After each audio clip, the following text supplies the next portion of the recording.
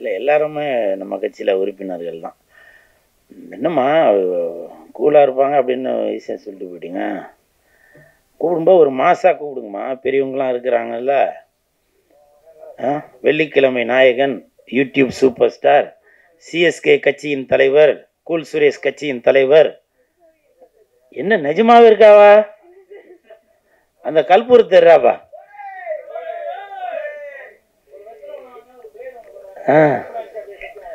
ஆமாம்.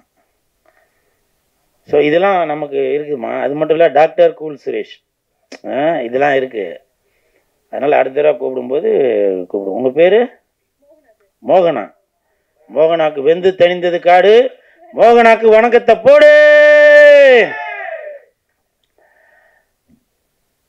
பேய் கொட்டு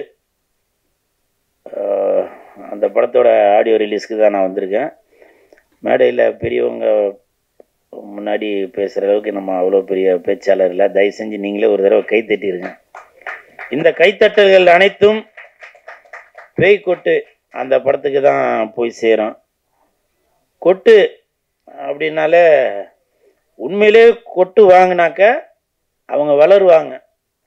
நான் பேரரசார் படத்தில் கொட்டு வாங்கினதால தான் இன்னைக்கு நான் இந்த இடத்துல வந்து நிற்கிறேன். யோ ஐயரு, கோழி முட்டை போட்டா அடகாத்து குஞ்சு பொறிக்கணும், இல்லைன்னா கூமுட்டையா போயிறியா கூமுட்டை அப்படின்னு நான் பேரரசார் படத்தில், திருப்பாச்சி படத்தில் வசனம் பேசியிருப்பேன். அப்போது நான் அங்கே அவர்கிட்ட கொட்டு வாங்கினதால தான் இன்னைக்கு பேரரசார் இருக்கிற மேடையிலேயே நின்று பேசுகிற அளவுக்கு நான் வளர்ந்துருக்கிறேன். இந்த படம் பேய் கொட்டு. காஞ்சிபுரம்னா பட்டு, இது பேய் கொட்டு. சாப்பிட தேவை தட்டு, இந்த படம் பேய் கொட்டு. இனிப்புனா லட்டு, இந்த படம் பேய் கொட்டு. இப்ப கைய தட்டு.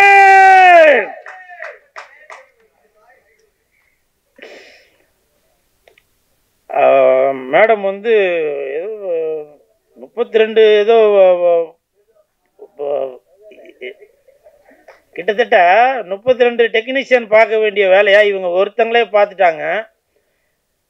என் தானே தலைவன் டிஆர் ஐயா அவர்கள் சகலகலா வல்லவன் அப்படின்னு சொல்லுவான். அவருக்கு பிறகு சகலகலா வள்ளி என்றால் அது நம்ம லாவண்யா மேடம் தான் நினைக்கிறேன்.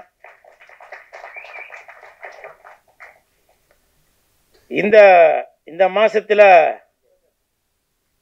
மகளிர் தினம். இந்த மகளிர் தினம் இந்த மாசத்துல இந்த மேடம் இந்த மாதிரி எல்லா திறமையும் உள்ள 10 அவார்டு வாங்கியிருக்கதா சொன்னாங்க. எனக்கு தெரிஞ்சு 12 அவார்டு, 11வது அவார்டு நம்ம பேரரசார் அவர்கள் கொடுத்துருக்காங்க. 12வது அவார்டு ஜாகுவார் தங்கம் அவர்கள் கொடுத்துருக்காங்க, மாஸ்டர் அவர்கள். 13வது அவார்டு இந்த கூல் சுரேஷ் கொடுக்குறான். மேடம், இன்னும் நீங்கள் பல அவார்டு வாங்கிட்டே வரணும். இன்றைக்கி நான் மேடைக்காக சொல்லலை, உண்மையிலேயே நோபல் வேர்ல்டு ரெக்கார்டில் உங்களுக்கு நான் பரிந்துரை பண்ணி உங்களுக்கு நான் இந்த படத்துக்காக அவார்டு வாங்கி தரேன். அப்படி ஒரு வேளை வாங்கி தரலைன்னா, அதாவது நான் அவர் பேசும்போது நான் பேசிகிட்டு இருந்தேன், அதுக்கு பதிலாக நீ பேசும்போது நானும் பேசுகிறேன்டா. வாங்கிட்டீங்களா? சரி, வாங்கினா இன்னொரு தடவை கொடுக்க சொல்கிறேன் மேடம். அவார்டு வாங்கிறதுக்கு என்ன இதுவாக வேணும்? அவார்டு வாங்கிறதுக்கு இப்போ உள்ளதுக்கு திறமையே தேவையில்லை. இப்போ உள்ளதுக்கு ரெக்கமெண்டேஷன் இருந்தாலே போதும், அவார்டு கொடுத்துக்கிட்டே இருப்பாங்க. ஆனால் இந்த லாவண்யா மேடம் அவர்கள் இங்கே பாருங்க, பொய் புரட்டு எதுவுமே இல்லை. 32 டெக்னீஷியன் பார்க்க வேண்டிய வேலை இவங்க ஒருத்தங்களே பார்த்துருக்காங்க. கதை, திரைக்கதை, வசனம், ஒளிப்பதிவு, எடிட்டிங்கு, இசை எல்லாமே அவங்களே பார்த்துருக்காங்க. ஸோ இவங்களுக்கு என் மனமார்ந்த வாழ்த்துக்கள். ஏன்னா பேய் கொட்டு அப்படின்னு நானே மேடம்கிட்ட கேட்டேன், என்ன மேடம் பேய் கொட்டுன்னு பேர் வச்சுருக்கீங்களே அப்படின்னு. இல்லை, இப்படி கொட்டுவோம் இல்லையா, அந்த இதுதான் அப்படின்னு. இதில் படத்தில் நடித்தவங்க யாரையுமே காணோம். ஏன்னு கேட்டேன். ரொம்ப கொட்டிட்டாங்க. ரொம்ப கொட்டிட்டீங்களா ஸ்பாட்டில்? ஏன் எல்லாரும் இதில் நடித்தவங்களாம் வரல சொல்லுங்கள். எல்லோரும் எப்படி இருந்தாலும் சம்பளம் வாங்கியிருப்பீங்க. வெளியூரில் இருந்தாக்க இன்னும் எல்லாருமேவா வெளியூரில் இருக்கீங்க? ஷூட்டிங் இருந்தாங்க, அப்போ ஷூட்டிங் வந்திருப்பீங்கள்ல. ஏன் இந்த படத்திற்கு இந்த மேடம் லாவண்யா மேடம் அவர்கள் பேய்கொட்டுன்ற படத்திற்கு உடல் பொருள் ஆவி அனைத்தும் மட்டும் இல்லாம பணத்தையும் செலவு பண்ணி இதுல அவ்வளவு பேரை நடிக்க வச்சிருக்காங்க. அவங்க யாராச்சும் வந்திருக்கணும்ல, ஏன் வரல? இது என்னுடைய ஆதங்கம். வந்திருக்காங்க, ஆனா போஸ்டர்ல போட்டிருக்கவங்க யாரையும் காணோம். அந்த நாய் வந்திருக்கா மேடம், பின்னாடி ஒரு நாய் ஒண்ணு இருக்க, வெள்ளை கலர், அது பாத்தீங்களா? இந்த நாய் வந்ததால அந்த நாய் வர சொல்லலையா? அதான மேடம் சொல்றீங்க?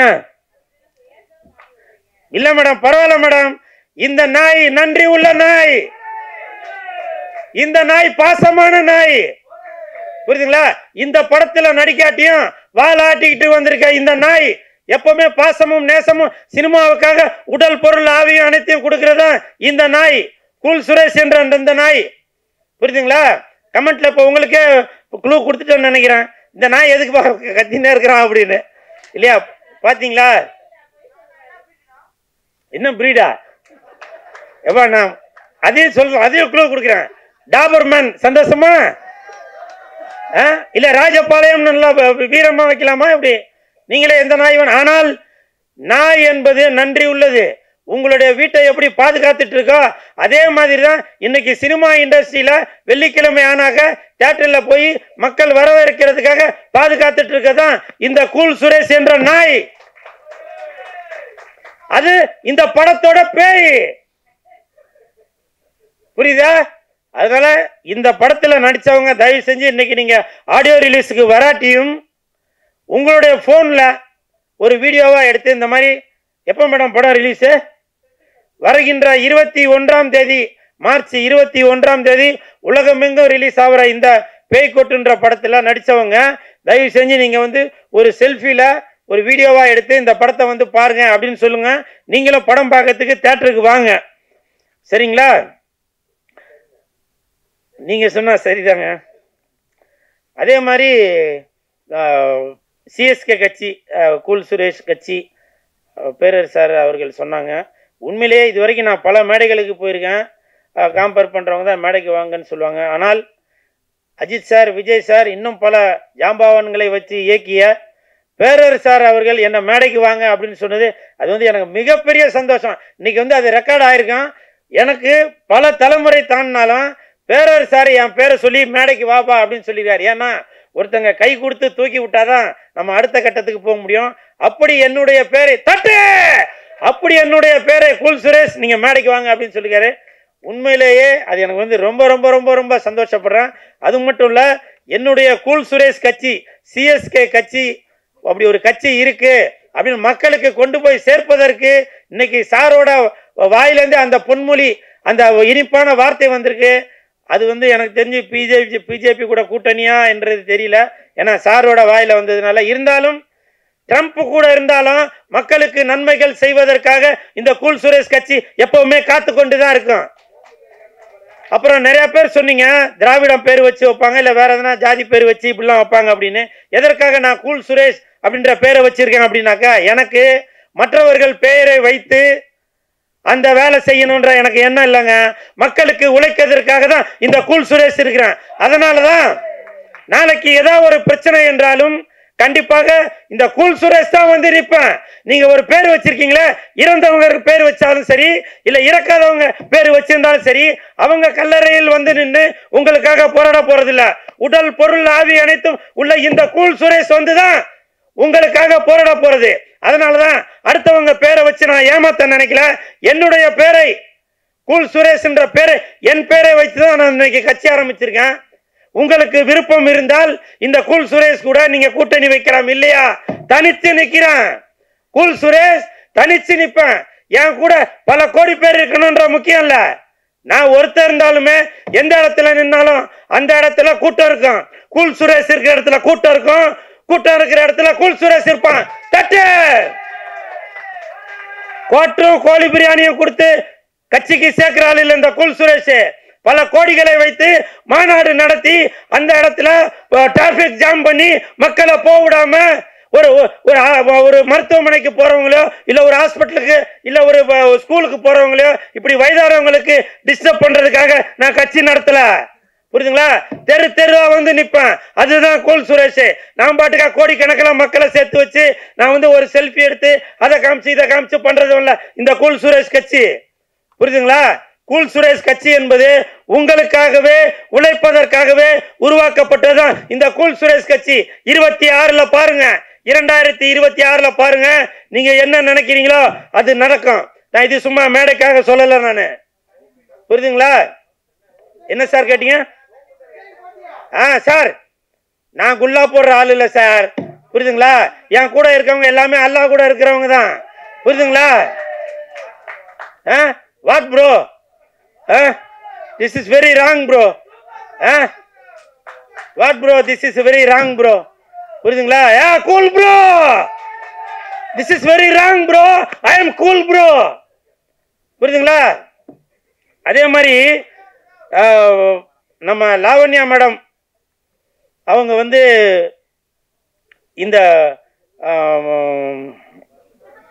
மகளிர் தினத்தில் இந்த மாசத்துல ஒரு சிறப்பான வேலையை செய்து இன்னைக்கு படம் ரிலீஸ் பண்ணியிருக்காங்க. இப்ப சமீபத்தில் ஒரு வார காலமா பார்த்தீங்கன்னாக்கா லேடி சூப்பர் ஸ்டார் அப்படின்னாக்க நம்ம நயன்தாரா மேடம் அப்படின்ற எல்லாருக்கும் தெரியும். இப்பவும் சொல்றாங்க, அவங்க வேண்டான்னு சொல்லியிருக்காங்க. இப்பவும் சொல்றேன், எப்படி தமிழ்நாட்டில் இந்தியை இங்கு வச்சு அழிக்க முடியாதோ, தமிழ்நாட்டில் இந்தியை இங்கு வச்சு அழிக்க முடியாதோ அதே மாதிரி தான் லேடி சூப்பர் ஸ்டார் என்றால் அது நயன்தாரா, நயன்தாரா என்றால் அது லேடி சூப்பர் ஸ்டார். நீங்க எந்த இங்கு வச்சு அழிக்க முடியாது, எந்த இங்கு ரப்பர் வச்சும் அழிக்க முடியாது. தமிழ், தெலுங்கு, மலையாளம், இந்தி வரைக்கும் போயிட்டாங்க லேடி சூப்பர் ஸ்டார் நம்ம நயன்தாரா அவர்கள். அதனால lady super star Nayanthara is equal to Tamil Nadu. இதுல எந்த மாற்று கருத்துமே இல்லை. அதனால இனிமேல் லேடி சூப்பர் ஸ்டார் என்றால் அது நயன்தாரா, நயன்தாரா என்றால் அது லேடி சூப்பர் ஸ்டார். அதே மாதிரி என்ன சார்?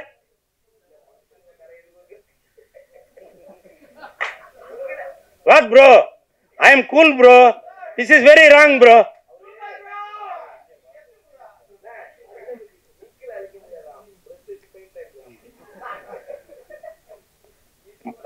சார் செவத்துல உள்ளது அழிக்கலாம் சார், மனசுல உள்ளது அழிக்க முடியாது. புரியுதுங்களா? சரி, இந்த பேய்கொட்டு படத்துல நடித்த அனைத்து கலைஞர்களுக்கும் என் மனமார்ந்த வாழ்த்துக்கள்.